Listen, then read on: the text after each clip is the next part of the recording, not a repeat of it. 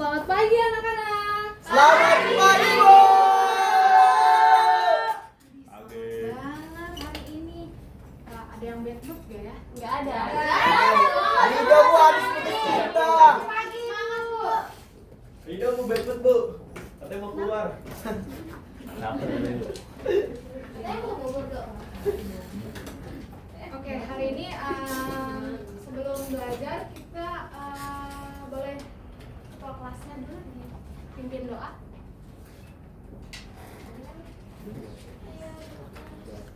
Ya,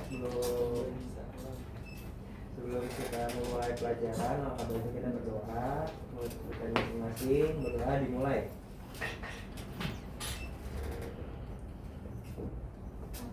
Selesai, mengucapkan salam. Assalamualaikum warahmatullahi wabarakatuh. Hari ini Ibu mau tanya dulu, ada yang nggak masuk hari ini? Hadir semua Bu. Hadir semua ya. Oke. Ibu juga mau perjanjian. Perjanjian apa itu? Enggak, bukan. Perjanjiannya selama proses belajaran Ibu ini, Ibu mau kalian fokus. Nggak boleh nggak boleh ada yang buka HP atau mungkin kealiran yang lain-lain, oke? Oke Bu, bisa Bu. Bisa? Bisa di belakang? Bisa, Bu. Bisa Bu? Oke. Ya. Oke, hari ini kita akan belajar tentang proses sosialisasi dan pembentukan kepribadian. Menurut kalian sosialisasi itu apa sih? Interaksi Bu. Interaksi. Sebuah penyampaian Argumentasi, penyampaian, argumentasi, berdiskusi Bu. berdiskusi. Kalau kepribadian sendiri, menurut kalian Karakter. karakter, Ciri. sifat, watak, watak.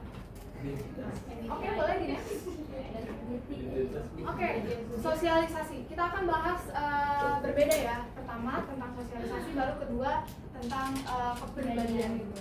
Pertama itu tentang sosialisasi. Sosialisasi adalah proses seumur hidup yang berkenaan dengan cara individu mempelajari berbagai hal, seperti nilai dan norma sosial. Nah, dalam proses sosialisasi ini, seseorang mengalami internalisasi atau mendarah daging. Ada yang tahu internalisasi itu kayak gimana maksudnya? Mendarah daging, Penanaman nilai ya. penanaman nilai. Nah, benar. Internalisasi itu menanamkan nilai atau menanamkan kebiasaan kalian, yaitu penanaman nilai dan norma sosial di mana tempat dia hidup, sehingga terbentuklah kepribadiannya. Misalnya, saya Rido. Rido selama hidupnya sama orang tuanya bilang kalau misalnya ketemu orang tua atau ketemu orang-orang yang di Lombok harus permisi dulu. Permisi kan Rido? Permisi.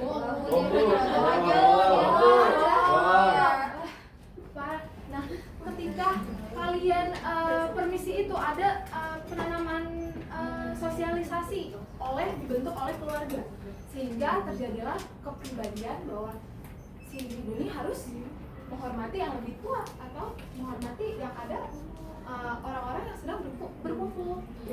Itu merupakan suatu sosialisasi. Sampai di sini ada yang paham? Ada yang belum paham? Tentang Paham, Bu.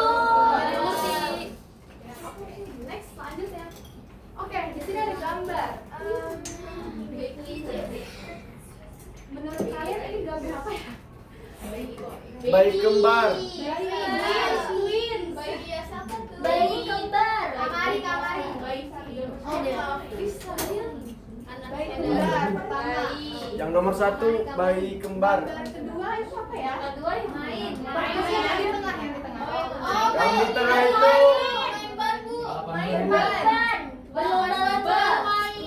Bermain. Oke. balapan bar. Iya tuh main Bu.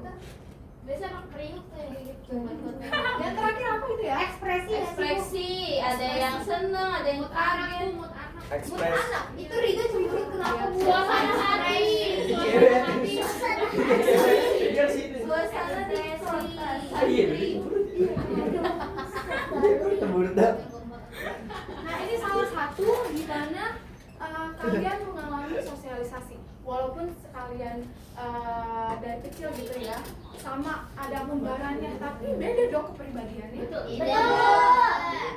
Selanjutnya ada yang dari teman-teman kalian, pasti kepribadian kalian akan mengikuti teman-teman kalian sendiri. Ya Bu, benar Bu. Enggak sesiku gara-gara circle kalian gitu. Waduh. Saya suka main TikTok karena Iya Bu. Oh, gara-gara kebiasaannya jadinya ya. Kepribadiannya jadi tertanam juga. Enggak dong. Termasuk juga emosi atau perasaan. Emosi kalian terbentuk karena sosialisasi juga. Suka marah-marah Bu, kayak Suka marah-marah. Wah, Iya, Bu. Ginola Iya, ya, Ginola Ginola suka ya. marah-marah, Bu. Ya Bu, Ginola Bu. Jangan lagi ya Ginola. Oke, next. Ntar marah lagi Bu. Oke, tujuan dan fungsi sosialisasi. Nah, tadi udah lebih dijelaskan lagi kalau misalnya tujuan sosialisasi itu untuk membentuk kepribadian. Nah, yang pastinya kepribadian itu baik dan buruk. Baik dan benar, gak ada yang buruknya ya. Berarti gak ada yang buruknya dong. Nah, kepribadian tersebut melalui proses atau pola-pola kayak kebudayaan. Setelah itu kebudayaan yang dipelajari kayak nilai-nilai, norma-norma, beserta sanksi-sanksi yang akan diterima bila terjadi penyimpangan. Nah, kalau yang tadi buruk, berarti itu dia melakukan sebuah sosialisasi yang salah, benar. Sehingga dia akan menerima sanksi-sanksi. Selanjutnya ada fungsi sosialisasi. Nah, fungsi sosialisasi ini ada dua, berdasarkan sudut pandang individu dan sudut pandang kepentingan masyarakat. Nah, kalau berdasarkan sudut pandang individu ini, kalian mensosialisasi atau ibaratnya kayak kalian mengidentifikasi sebagai warga negara. Itu merupakan sosialisasi yang bersudut pandang sebagai individu. Kalau fungsi dari sudut pandang kepentingan masyarakat itu sendiri, kalau dari sudut pandang masyarakat itu sendiri itu contohnya kayak di masyarakat kayak lembaga-lembaga kepolisian ya, yang memberikan sosialisasi kepada yang lainnya untuk tertib, disiplin, sehingga terjadilah kepribadian yang harus teratur, harus memberikan masyarakat itu kewajiban kayak pajak, berpajak gitu kan. Terus kedisiplinan juga menjadi masyarakat yang baik dan teratur lah. Gitu. Sampai di sini ada yang belum paham?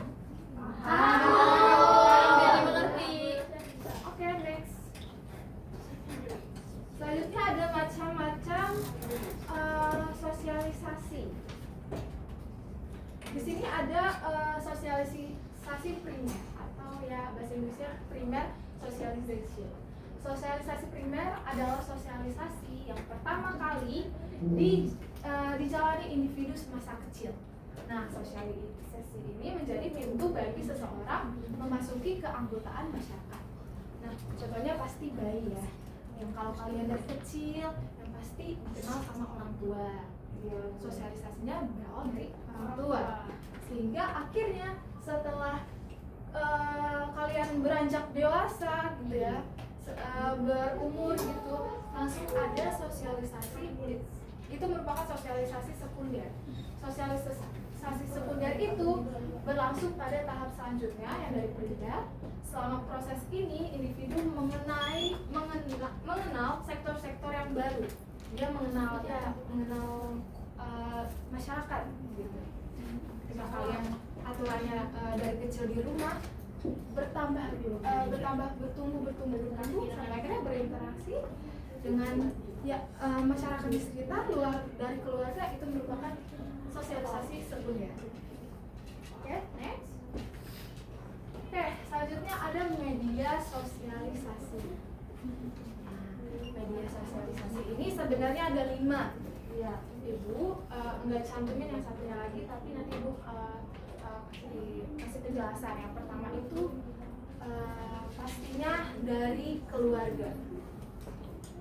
Nah, kalau dari keluarga ini, kalian kalau dari kecil pasti dong ada keluarga yang belajar atau yang dari mama, dari papa yang selalu mengajari norma-norma kayak salim tangan dan Sopan sebagainya.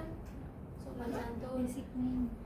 Ya, itu senyum. Nah, itu adalah hal yang pertama kali media sosialisasi dilakukan, yaitu di keluarga. Nah, yang kedua, teman sebaya, peer group ya. Nah, teman sebaya ini merupakan agen sosialisasi kedua yang paling dekat dengan seseorang individu. Nah, kelompok sepermainan, contohnya kalian sekelompok main yang tadi ya. Teman sebaya, peer group ya. Nah, memiliki peran yang sangat penting untuk dalam perkembangan kepribadian. Nah, misalnya kalau teman sebaya ya pasti bermain-main, kayak kalau untuk bermain gitu ya pasti ada rasa memiliki gitu, memiliki atau karena bermain ada rasa kegiatan senang sampai akhirnya mau bersama terus nih sama teman-teman gue katanya.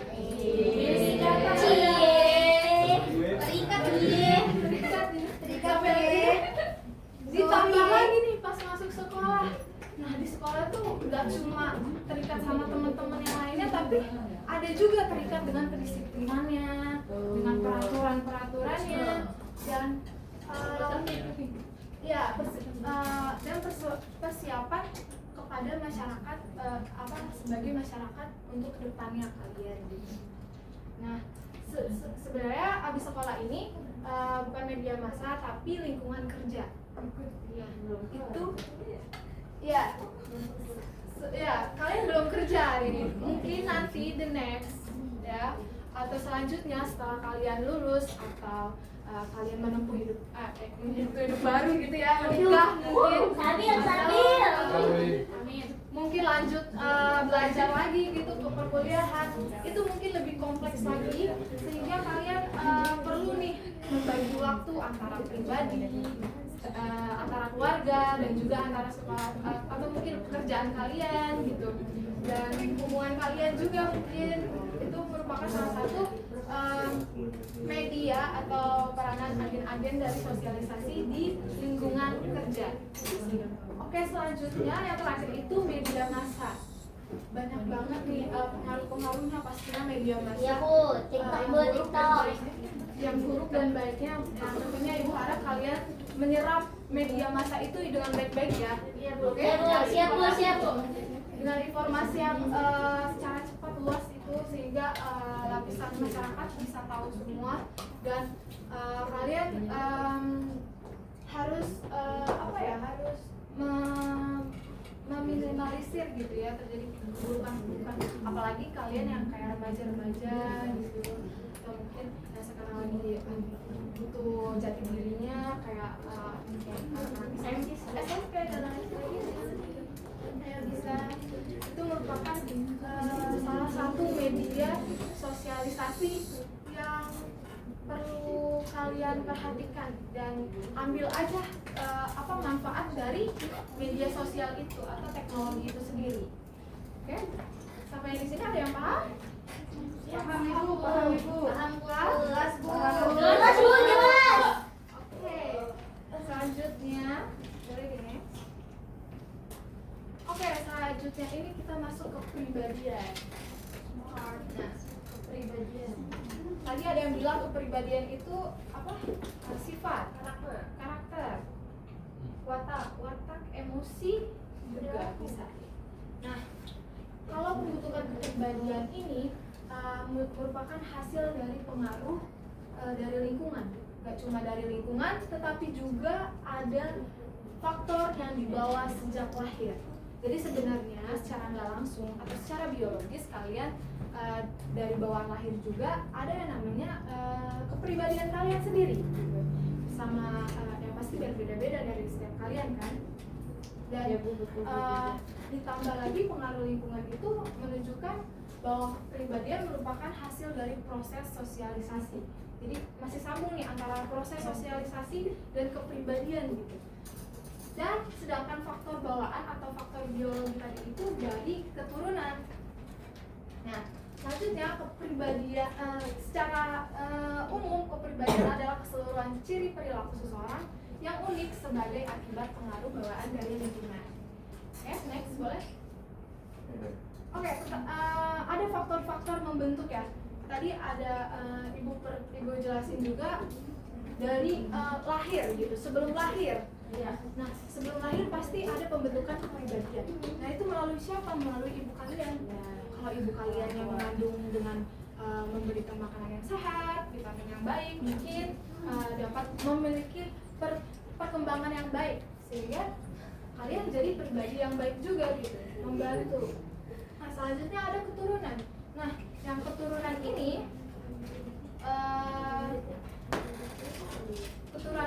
tuh misalnya seperti fisik kalian atau berbeda-beda gitu. Kayak keturunan kalian misalnya ada yang keriting atau mungkin ada yang tinggi pendek atau yang berkulit hitam putih dan sebagainya. Itu termasuk pembentuk kepribadian kalian juga. Nah, selanjutnya ada faktor lingkungan. Pasti ada yang tahu nih. Kalau di lingkungan pesisir atau pantai pasti orang-orangnya suka yang ngomong keras-keras atau mungkin sifatnya yang keras. Hal itu merupakan salah satu bentuk kepribadian yang berpengaruh faktor lingkungan. Yes, yang ada faktor lingkungan. Dan yang terakhir ada faktor motivasi. Nah, kalau kalian itu kebanyakan kayak pengen, aku mau prestasi hari ini. Nah, itu termasuk kepribadian kalian. Kalian langsung belajar, kalian langsung ambis gitu ya. Itu merupakan suatu faktor motivasi. Oke, selanjutnya next. Oke, selanjutnya ada tahap membentuk kepribadian. Kalian perlu tahu ini ya. Perlu tahu teori. Ini teorinya dari George Herbert Mead. Nah, pertama itu tahap persiapan, yang artinya meniru apapun yang ditangkap oleh panca indera. Nah, contohnya itu bayi. Bayi itu kayak ngomong mama atau mam. Bisa ada dua artian, mam atau enggak mamam. Iya. Kayak gitu. Nah, habis itu bayi itu tahap selanjutnya tahap meniru. Dia meniru dengan sempurna mengetahui tujuan dari apa yang dilakukan. Kayak misalnya dia melihat seorang bapaknya nih atau ayahnya menendang atau marah-marah, ya pasti otomatis tahapan pembentuk kepribadiannya akan pemarah gitu. Nah, selanjutnya ada lagi tahap siap bertindak atau game stage. Nah, di sini anak-anak mulai berinteraksi dengan teman sebaya. Nah, dengan permainan-permainannya kayak misalnya mengambil peran, kayak misalnya video lagi kayak bermain sebagai polisi. Nah, itu dia merupakan salah satu sudah mulai menanggapi pembentuk kepribadian yang siap bertindak. Nah, baru selanjutnya terakhir penerimaan norma kolektif. Nah, anak mulai mencapai kedewasaannya. Nah, di sini dia memahami tanggung jawabnya dalam masyarakat. Nah, di sini tuh dia tahu gitu, kayak misalnya ada seseorang anak yang baru pulang sekolah, dia langsung tuh membantu ibunya menjual makanan. Nah, itu termasuk dia tahap penerimaan norma kolektif atau pembentukan kepribadian norma kolektif. Sampai di sini ada yang paham? Paham? Ada yang belum mengerti? Oke, next. Oke, selanjutnya kesimpulan. Ada yang ingin baca? Boleh deh dia. Oke. Jadi dari kesimpulannya, dalam kehidupan masyarakat, proses sosialisasi atau belajar sosialisasi ini merupakan proses yang berlangsung sepanjang hidup atau lifelong proses, yang dimana bermula sejak lahir sampai mati. Nah, dalam proses sosialisasi setiap individu ini mendapatkan pengawasan, pembatasan, dan hambatan dari manusia lain. Di samping itu, individu juga mendapat bimbingan, dorongan, stimulasi, dan motivasi dari manusia lain. Dalam proses sosialisasi tersebut, individu selalu berpedoman pada nilai dan norma yang berlaku di sekitarnya, serta bersikap kreatif terhadap pengaruh masyarakat dan individu lain. Oke, terima kasih Dian. Tepuk tangan untuk pembelajaran. materi hari ini ya. Boleh next? Nggak ada lagi ya? Terima kasih untuk kalian yang sudah memperhatikan. Sebelumnya Ibu akan beritahu bahwa materi ini akan lanjut tentang penyimpangan sosial, di mana yang tadi sudah disinggung kalau misalnya sosialisasinya enggak berjalan baik dan benar, itu apa ya? Makanya Ibu harap kalian di sini nggak ada tugas dulu untuk pertemuan hari ini. Alhamdulillah. Baru minggu besok kita akan mengadakan tugas sesuai dengan